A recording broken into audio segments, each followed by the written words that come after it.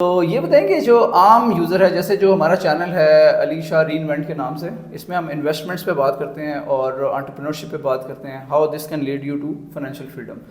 तो इस पर जो यूजली ऑडियंस है वो ज़्यादातर 24 ईयर से कोई 35 ईयर्स में लोग ज़्यादा हमारे इसको देख रहे होते हैं। तो इनके लिए अगर आपसे मैं पूछूं कि अभी जो स्टॉक मार्केट जो खड़ी हुई है जहाँ पे, पहले तो ये बताइए कहाँ खड़ी है इस वक्त, क्या कहाँ पे हैं हम इस वक्त, क्या ये बुल रन चल रहा है, क्या ये अच्छा फेज़ है? सेकेंडली, इनके लिए आपका क्या मशवरा है कि किसी ने अगर अभी स्टार्ट करना हो, क्योंकि जब हालात ज़रा ऊपर जाते हैं ना तो सारी दुनिया को पता चलता है, तो फिर हर बंदा उसके अंदर जंप करने की कोशिश करता है, तो कैसे स्टार्ट किया जाए? हर बंदा जंप करने की कोशिश वो करता है और हर बंदा एक्सपर्ट भी बन जाता है और औरों को भी एडवाइस देना शुरू कर देता है कि तुम करो और मुझसे एडवाइस लो। तो बड़ा इंपॉर्टेंट सवाल है आपका। पहला पहलू तो ये आपका सवाल का कि हम कहाँ खड़े हैं, बुल रन कोई अननेचुरल तो नहीं है, ये बबल तो नहीं है, क्यों आया?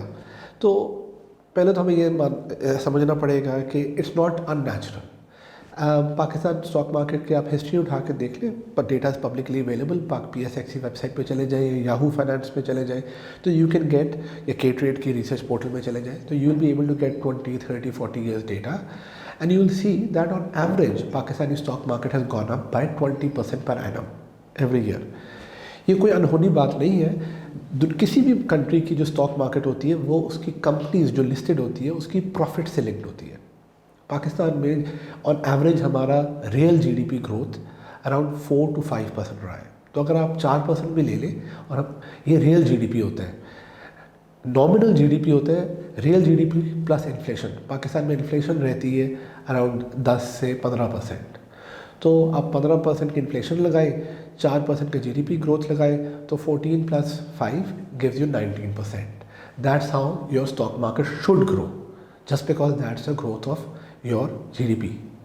सो पाकिस्तान की स्टॉक मार्केट भी कोई अनहोनी मार्केट नहीं है, वो उसी लिहाज से ग्रो करती है। इसलिए जब लोग ये कहानियाँ सुनता हूँ मैं लोगों से कि जी कुछ लोग कंट्रोल कर देते हैं, वो कुछ लोग ऊपर ले जाते हैं, वो असल में वो लोग अपनी अहमियत बढ़ाने के लिए ऐसी बातें करते हैं।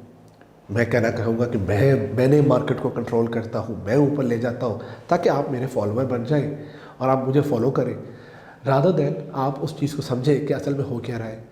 सो पाकिस्तान की स्टॉक मार्केट में 19% growth, on 19 to 20% growth on average है। अब मैं ऑन एवरेज का वर्ड बार बार एम्फोसाइज कर रहा हूँ क्योंकि इसमें वॉलेटिलिटी ज़रूर है। वॉलेटिलिटी इकोनॉमिक साइकिल्स की वजह से है, वो भी कोई अननेचुरल चीज़ नहीं है। जैसा मैंने कहा कि GDP ग्रोथ पाकिस्तान का ऑन एवरेज 4.5% में रहता है, मगर इसमें कुछ साल ऐसे भी होते हैं जिसमें 6 या 7% ग्रोथ रेट भी हुआ है, और रिसेंटली कुछ साल ऐसी भी है जिसमें नेगेटिव ग्रोथ रेट भी किया है। तो ये वॉलेटिलिटी, जब हमारा GDP स्लो डाउन होता है तो उस वक्त ज़्यादातर पाकिस्तान में करंट अकाउंट के इश्यूज़ होते हैं, हमारे डॉलर्स ख़त्म हो जाते हैं। तो जब डॉलर्स ख़त्म होते हैं तो हमें इंटरेस्ट रेट्स ऊपर लेके जाने पड़ जाते हैं, क्योंकि डॉलर ख़त्म होते हैं तो महंगाई आ जाती है। महंगाई को कम करने के लिए इंटरेस्ट रेट्स ऊपर लेके जाते हैं। जब इंटरेस्ट रेट ऊपर जाते हैं तो लोग कहते हैं कि हमने स्टॉक मार्केट में पैसा नहीं लगाएंगे, हम पैसा बैंकों को दे देते हैं, क्योंकि बैंक हमें 20% 25% रिटर्न दे रहे हैं, तो हम स्टॉक मार्केट से 20% क्यों लें जब हमें बैंक रिस्क फ्री 25% दे रहे हैं। तो वो सारा का सारा पैसा बैंक में चला जाता है। जब इकॉनमी बेहतर करना शुरू करती है तो इंटरेस्ट रेट नीचे आते हैं, तो लोग वही पैसा बैंकों से निकाल कर स्टॉक्स में, अपनी कंपनीज में, अपने बिजनेसेस में लगा देते हैं। तो इसलिए हर मार्केट में, ना सिर्फ पाकिस्तान में, दुनिया की हर मार्केट, वो US हो, वो UK हो, वो इंडिया हो, हर जगह ये इकोनॉमिक साइकिल्स होते हैं। पाकिस्तान में ये साइकिल टिपिकली 3 साल का हमारा अच्छा पीरियड होता है और फिर 2 साल का बुरा पीरियड होता है। उन 2 साल के पीरियड में हम फिर IMF के पास जाते हैं, नई हुकूमत आती है, वो कहती है जी पिछली वाली ने तो बेड़ा गर्क कर दिया था, अब हमें IMF के पास जाना पड़ेगा। फिर IMF आता है, चीज़ें संभलती है, इंटरेस्ट रेट नीचे जाते हैं, स्टॉक मार्केट बढ़ती है, वो हुकूमत कहती है देखे जी हमने सारा फिक्स कर दिया, पिछलों ने तो क्या बर्बादी की थी, और फिर वो हुकूमत भी वही गलतियाँ करती है जो पिछले ने की थी, और फिर हम वो साइकिल पे आ जाते हैं। तो ये सिक्लिकलिटी ज़रूर है। और जो अब आपका सवाल था कि अभी ये रैली क्यों हुई, वो यही हुई क्योंकि इंटरेस्ट रेट जो है वो 25% के लेवल से कम होकर अब 13% पर आ गए। लोगों ने जो पहले पैसा बैंक में डाला हुआ था उन्होंने कहा हम बैंकों से निकालते हैं और स्टॉक्स पे इन्वेस्ट करते हैं, और यही रैली चल रही है।